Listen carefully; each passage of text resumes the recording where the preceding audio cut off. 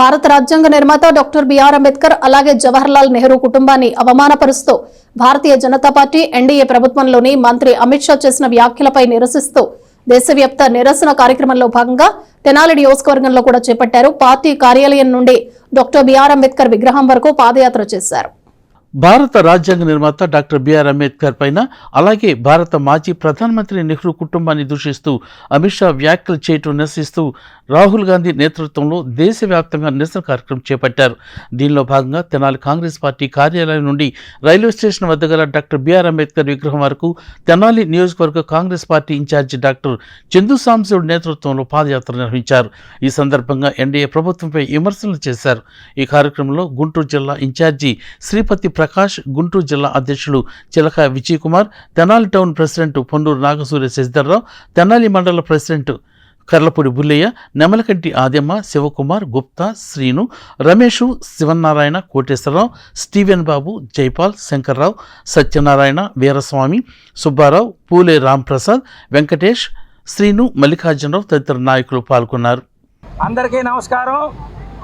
ఈ రోజున all India Congress committee మరియు ఆంధ్రప్రదేశ్ కాంగ్రెస్ కమిటీ, గుంటూరు జిల్లా కాంగ్రెస్ కమిటీ పిలుపు మేరకు మన తెనాలి నియోజకవర్గంలో జై బాపూజీ, జై భీమ్, జై సంవిధాన్ అంటే రాజ్యాంగం, జై సంవిధాన్ రాజ్యాంగాన్ని పరీక్షించాలనేది అనే కార్యక్రమాన్ని మన జిల్లా వ్యాప్తంగా జిల్లా కంట్రోల్లో తెనాలి నియోజకవర్గంలో జరగటం జరిగింది.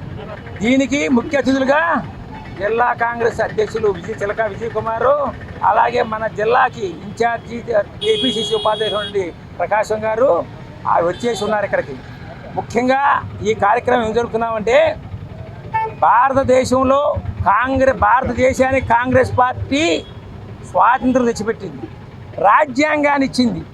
ఆ రాజ్యాంగం ప్రకారంగానే ఈనాడు ప్రజాస్వామ్యం భారతదేశంలో ఉన్నది. ఆ రాజ్యాంగాన్ని కాంగ్రెస్ పార్టీ ఎక్కువ కాలం పరిపాలించి అమలు పరచకపోయినట్టయితే ఈనాడు ఈ బీజేపీ దేశంలోకి నరేంద్ర మోడీ గారు ప్రధానమంత్రి అయ్యేవాళ్ళు కాదు, వాళ్ళు పరిపాలనలోకి వచ్చేవాళ్ళు కాదు. అలాంటి రాజ్యాంగ నిర్మాతలైనటువంటి అప్పుడు ప్రధానమంత్రి కూడా నెహ్రూ గారు కానీ, అప్పుడు న్యాయశాఖ మంత్రి మరియు ఈ రాజ్యాంగ రచనకి అధ్యక్షత వహించినటువంటి అంబేద్కర్ గారిని కానీ అడుగడుగున అవమానపరుస్తూ ఉన్నారు. అసలు నెహ్రూ గారిని చాలా కించపరుస్తున్నారు, నెహ్రూ కుటుంబాన్ని.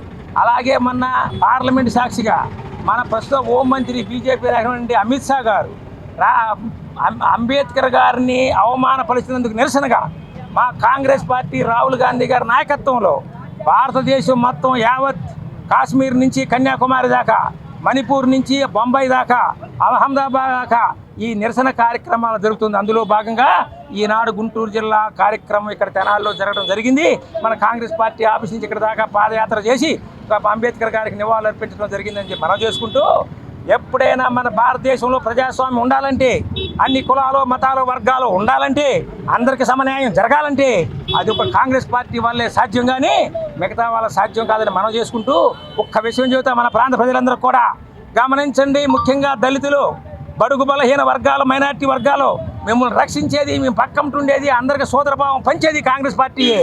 మీరు తీసుకెళ్ళి ప్రాంతీయ పార్టీలైనా వైసీపీకో టీడీపీకో ఓట్లేస్తే వాళ్ళు తీసుకెళ్ళి జీ హుజూర్ అంట నరేంద్ర మోడీ గారు అమిత్ షా దగ్గర కాళ్ళ దగ్గర ఉంటున్నారు. మీరేసే ఓటే మీ తల మీద భస్మాసుర అస్త్రంగా మారుతుందని చెప్పేసి మనం చేసుకుంటూ, ఇప్పటికైనా మీరు గమనించండి, మేల్కొనండి. కాంగ్రెస్ పార్టీ చేసేదేంటో, బీజేపీ చేసేదేంటో, మా ఇక్కడ ప్రాంతీయ పార్టీలు చేసేదేంటో ఆలోచించండి. ఇప్పటికైనా మించి తర్వాత కూడా మీరు ఏది మంచో తెలుసుకుని ఆ పార్టీకి అండదండలుకుంటే. సూర్య చంద్రనాథులు ఉన్నంత వరకు ఈ దేశానికి భారత రాజ్యాంగం అది ఒక బైబిల్, అది ఒక ఖురాన్, అది ఒక మరి భగవద్గీత. అలాంటి దానిని మరి ఈ రోజున వాడు తీసేయాలని చెప్పారని బాబాసాహెబ్ అంబేద్కర్ గారిని మరి పార్లమెంటులో ఎంత మరి నిర్విరామంగా, ఎంత ఆలోచన హీనంగా మరి ఉదహరించారో అందరం చూసాం.